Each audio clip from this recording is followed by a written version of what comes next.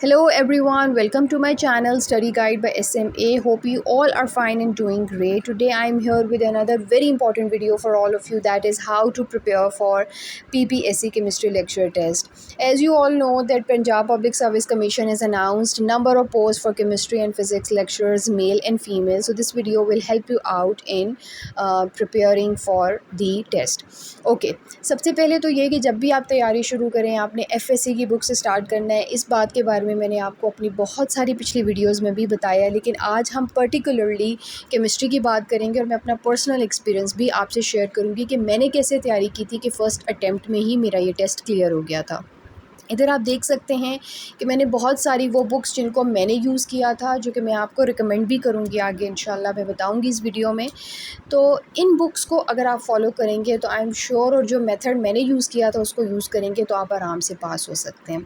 सबसे पहले तो आपने ना अपने FSC की बुक्स निकालनी है और आपने अपने FSC के जो बेसिक कॉन्सेप्ट्स हैं ना उससे शुरू करना है। ठीक है, लाइक अगर हम फर्स्ट ईयर की बात करते हैं तो उसमें जिस तरह बेसिक कॉन्सेप्ट्स हैं, स्टेट्स ऑफ मैटर हैं, एटॉमिक स्ट्रक्चर है, थर्मोकेमिस्ट्री है, केमिकल इक्विलिब्रियम है, सॉल्यूशंस है, ये चैप्टर बहुत ही ज़्यादा इंपॉर्टेंट है और यही चैप्टर आपने BSc से भी करने हैं। ठीक है, बाकी तमाम चैप्टर्स भी इंपॉर्टेंट हैं, लेकिन ये वो चैप्टर्स हैं जिनसे बेशुमार क्वेश्चंस बनते हैं। लाइक मैं आपको अपना बताऊंगी, जब हमारी दफ़ा केमिस्ट्री का पेपर था 100 क्वेश्चंस थे और सब केमिस्ट्री के थे। हमारी दफ़ा जनरल नॉलेज नहीं था, तो उसमें यकीन करें कि 100 में से 60% पोर्शन हमारा फ़िज़िकल केमिस्ट्री में से आया हुआ था। ठीक है, सो अब मैं आपको पर्टिकुलरली कुछ टॉपिक्स के बारे में बताती हूँ BSc की बुक्स से। ठीक है, आपने FSC की बुक्स तो पहले गो थ्रू कर लेनी है सारी, ठीक है, A to Z, उसमें कुछ भी नहीं छोड़ना। फिर आपने अपनी जो BSc की बुक्स हैं वो निकालनी है।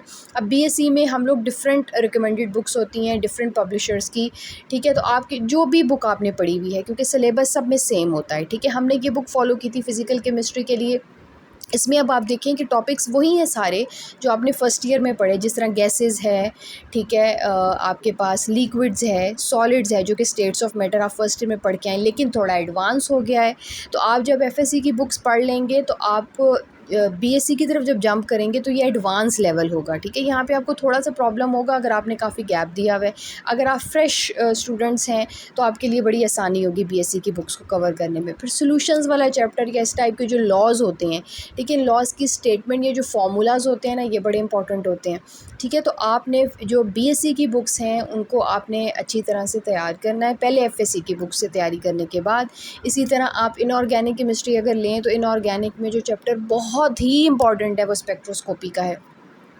जो केमिकल इंडस्ट्रीज़ वाला चैप्टर है इससे भी बहुत सारे क्वेश्चंस होते हैं। जो स्पेक्ट्रोस्कोपी है वो ऑर्गेनिक और इनऑर्गेनिक दोनों में इंपॉर्टेंट है। ठीक है, तो आपने ये बड़े अच्छे से तैयार करना है। फिर उसके बाद इसमें आपके पास जो chemistry of D block elements है या F ब्लॉक एलिमेंट्स हैं, ट्रांजिशन एलिमेंट्स के बारे में बेशुमार क्वेश्चंस MCQs बन सकते हैं। एसिड बेस का जो कॉन्सेप्ट है इससे भी बहुत सारे क्वेश्चंस बन सकते हैं।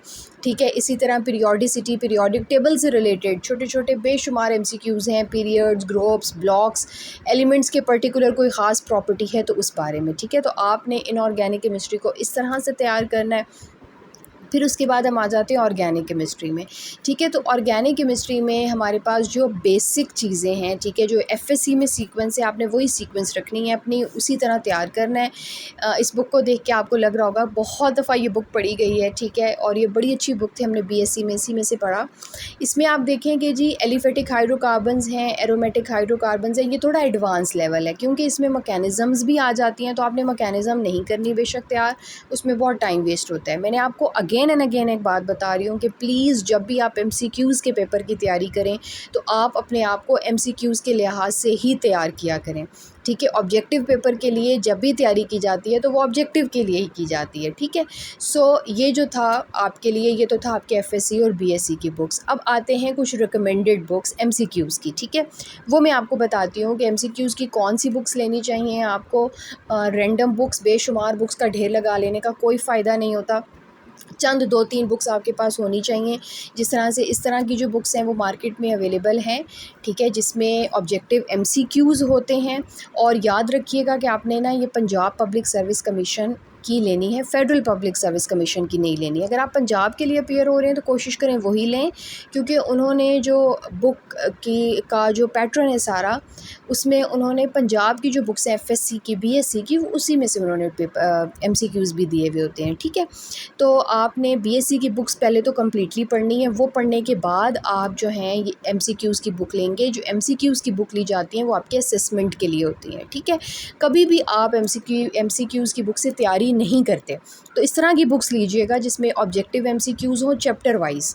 ठीक है, डिटेल में, सिर्फ मॉडल पेपर्स ना हो बल्कि चैप्टर वाइज और टॉपिक वाइज एमसीक्यूज़ दिए हुए हों, ताकि आप जो टॉपिक अपने एफएससी और बीएससी से पढ़ते जाएं, आप एमसीक्यू से बुक से वो खुद सॉल्व करें, ना कि उसका रट्टा लगाएं। ठीक है, मैं आपको एग्जांपल देती हूँ कि मैंने कैसे तैयारी की। ठीक है, मैंने जिस तरह से तैयारी की आप भी उसी तरह से तैयारी करेंगे तो आप बड़ी आसानी से क्लियर हो जाएंगे। आपने देखें for example basic concepts FSc की बुक से किया, देन बीएससी की बुक से किया, उसके बाद आपने ये एमसीक्यूज़ की बुक खोलनी है और ये सारे आपने सॉल्व करने हैं खुद।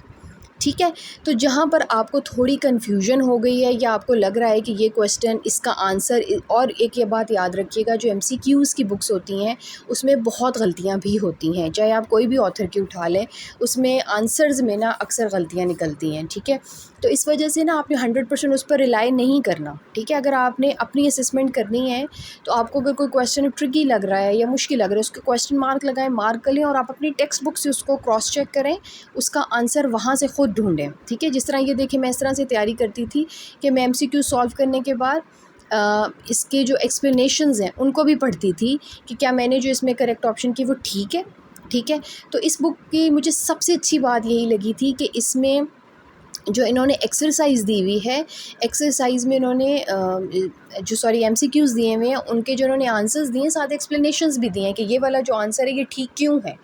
ठीक है, तो इस वजह से इस तरह की बुक प्लीज़ ख़रीदिएगा। ढेर सारी बुक्स लेकर सिर्फ बाहर से उनकी खूबसूरती देखकर बुक मत लीजिएगा, उसको एक दफ़ा खोल के उसका अंदर से देखा ज़रूर करें कि उसमें किस किस्म के क्वेश्चंस हैं। ठीक है, एक ही पब्लिशर के बाजू का 10-10 तरह की बुक्स आई हुई हैं मार्केट में, राइट। आप खोल कर देखें सही कि क्या ये मुझे फ़ायदा देगी।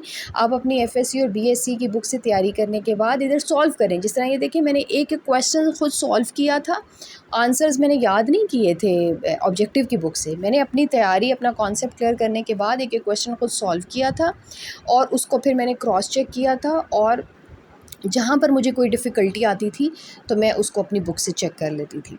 फिर कुछ इस किस्म की बुक्स भी मार्केट में अवेलेबल हैं, जिस तरह टेस्ट और केमिस्ट्री। देखें ये जो बुक्स होती हैं ना ये बड़ी अच्छी हैं, आपका जनरल नॉलेज, आपका जो केमिस्ट्री का नॉलेज है उससे बड़ा अच्छा इम्प्रूव होता है, लेकिन ये एमसीक्यूज़ के पेपर के लिए ठीक नहीं है। ठीक है, यहाँ पर आपको कॉन्सेप्ट तो चलें अच्छा मिल जाएगा, ये उस सूरत में होता है जब आपके पास बहुत टाइम है।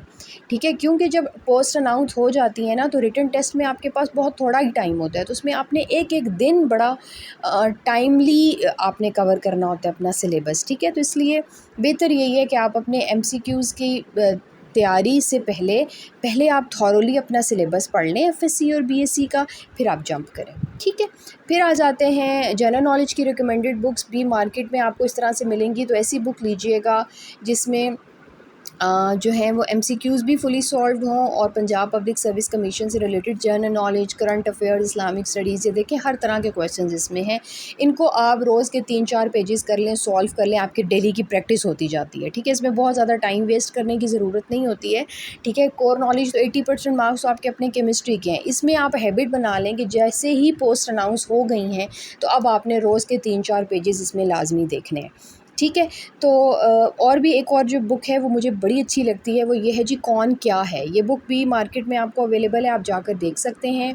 ठीक है, इसमें भी बहुत डिटेल में पाकिस्तान के बारे में है। और एक बात याद रखिएगा, जब भी आपको जनरल नॉलेज की बुक लेते हैं, स्पेशली जिसमें पाकिस्तान या करंट अफेयर्स की बातें हों, तो प्लीज़ नई बुक ख़रीदा करें, क्योंकि बहुत सारी चीज़ें चेंज हो रही हैं। जिस तरह गवर्नमेंट चेंज होती है, आपके मिनिस्टर्स चेंज हो जाते हैं, इस तरह के क्वेश्चन जो होते हैं ना वो उसमें होते हैं, इसलिए आप लिया करें ऐसी जो बिल्कुल अपडेटेड बुक हो।